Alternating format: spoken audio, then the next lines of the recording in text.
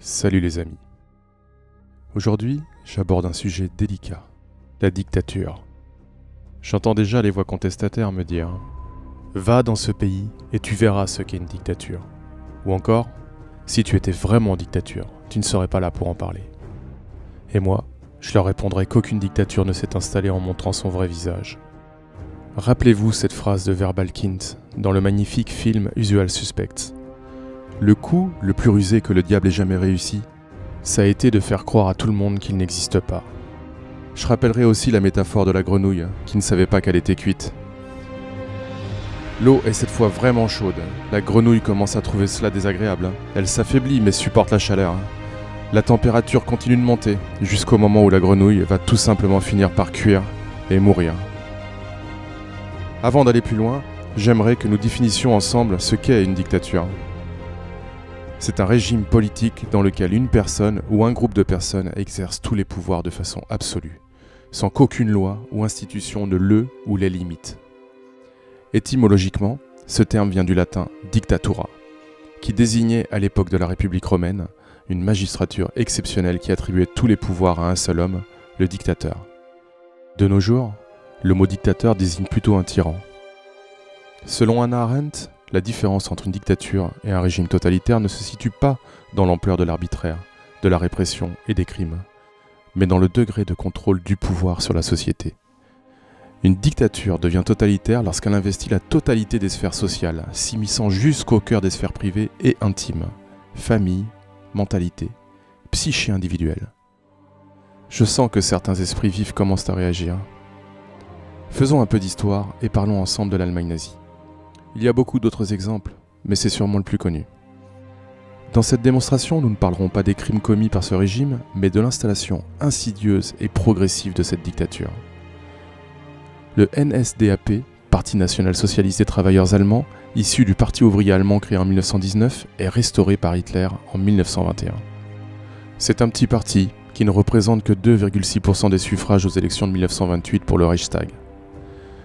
Suite à la crise économique de 1929, des échecs de la République de Weimar, du nationalisme engendré par l'humiliation du traité de Versailles signé à l'issue de la Première Guerre mondiale le 28 juin 1919 et de la fragilité de la démocratie naissante, le NSDAP gagne en importance au fil des scrutins électoraux, jusqu'à obtenir aux élections parlementaires de novembre 1932 33,1% des voix. Ce résultat permet à Hitler d'être nommé chancelier du Reich le 30 janvier 1933. Il forme alors un gouvernement dans lequel les nazis sont minoritaires et ont en face d'eux des conservateurs bien décidés à les utiliser pour liquider la République de Weimar au profit d'un régime autoritaire traditionnel. En quelques mois, Hitler parviendra à s'emparer du pouvoir sans partage. Il utilisera l'incendie du Reichstag le 27 février 1933 pour interdire le parti communiste et faire arrêter ses leaders ainsi que ses 10 000 militants. Dès le lendemain, Hitler obtient du président du Reich, le maréchal von Hindenburg, des pouvoirs de police exceptionnels dans tout le pays et la promulgation du décret de la protection du peuple et de l'État, qui met fin aux libertés civiles garanties par la Constitution de la République de Weimar. Le 23 mars 1933, les députés du centre, le Zentrum, rejoignent les nazis et les conservateurs pour voter la loi d'habilitation, promulguée le 24 mars, qui confère à Hitler les pleins pouvoirs pour 4 ans et bien sûr, renouvelables en cas de besoin. Résumons les étapes de ce tour de force.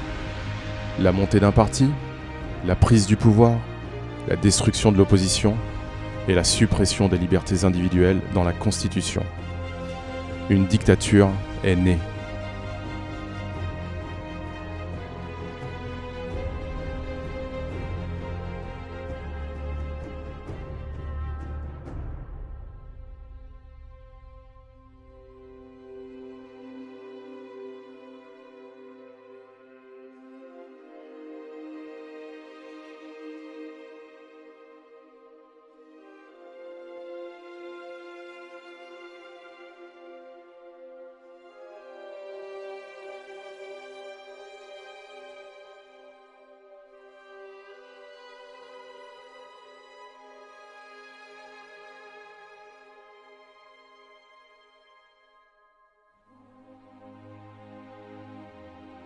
Oh, je sais, Vous vous dites que la période que nous vivons n'a rien à voir avec cette triste parenthèse de l'histoire. Et pourtant, pensez-vous que les Allemands, entre 1921 et 1933, croyaient cela possible? Ils auraient pu être alertés par certains indices, mais n'ont pas réagi. Pas cru un seul instant que leur futur gouvernement en serait capable. Ces signes, nous les connaissons, et contrairement à ce peuple, nous avons la chance d'avoir accès à l'information, à condition bien sûr de le vouloir. Observons maintenant la situation de la France en se concentrant sur le dernier mandat présidentiel, à savoir celui d'Emmanuel Macron. Étape 1, la montée d'un parti. Macron n'a pas repris un parti existant, mais a créé le sien, La République En Marche. Les premières lettres de En Marche sont étonnamment ses initiales. Personnage égocentré ou le fruit du hasard? Ensuite, il y a eu ces mots pour présenter ce parti qui serait, je cite, ni de gauche ni de droite. C'était une belle stratégie pour siphonner les politiciens de droite et de gauche allant dans le sens du vent, et ainsi de déstabiliser les partis historiques qu'il nomme de l'ancien monde. Vient ensuite une période de recrutement d'adhérents pour prêcher la bonne parole. Ce sont des cadres citadins, du privé et de professions libérales dont les revenus sont aisés ou satisfaisants.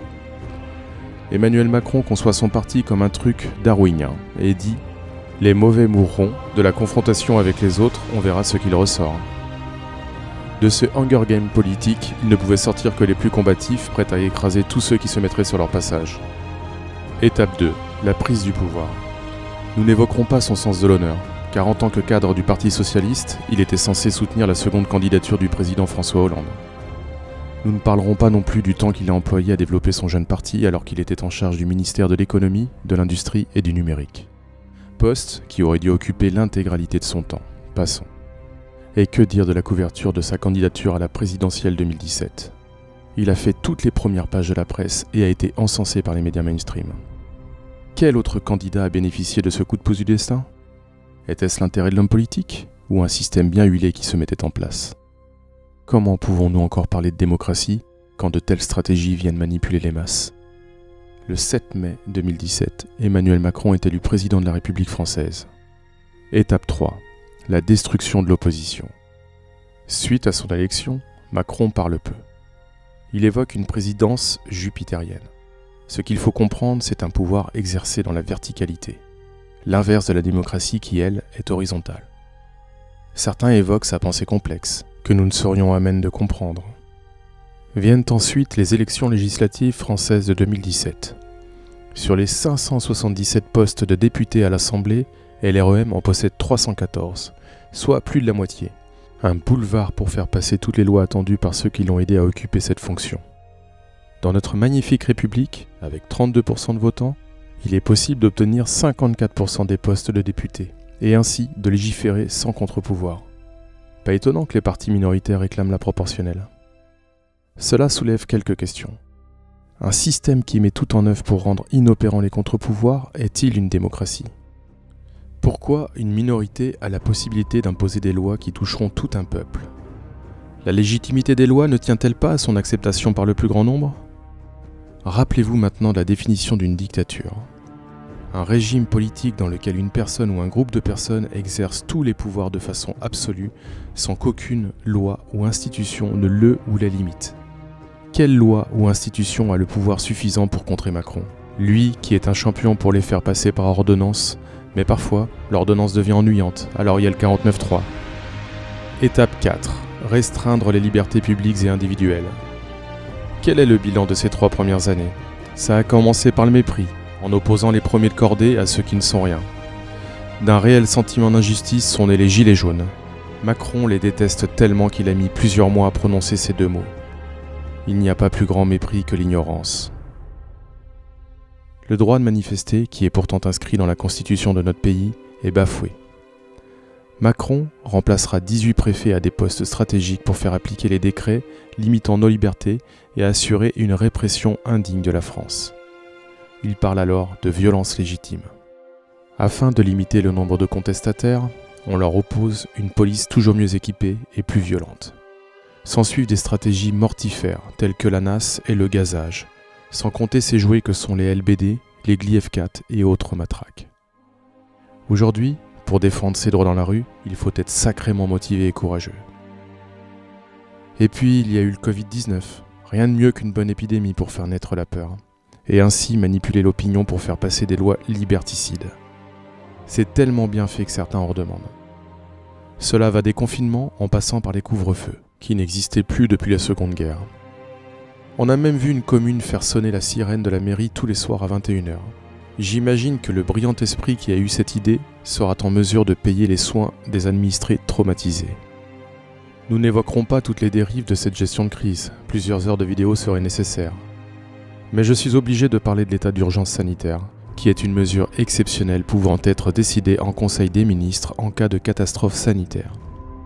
Il permet de renforcer les pouvoirs des autorités civiles et de restreindre certaines libertés publiques ou individuelles. Bien pratique. C'est ce qui donne au préfet le pouvoir de signer des décrets liberticides. Qui aurait imaginé un jour être obligé de renseigner un formulaire pour acheter une baguette?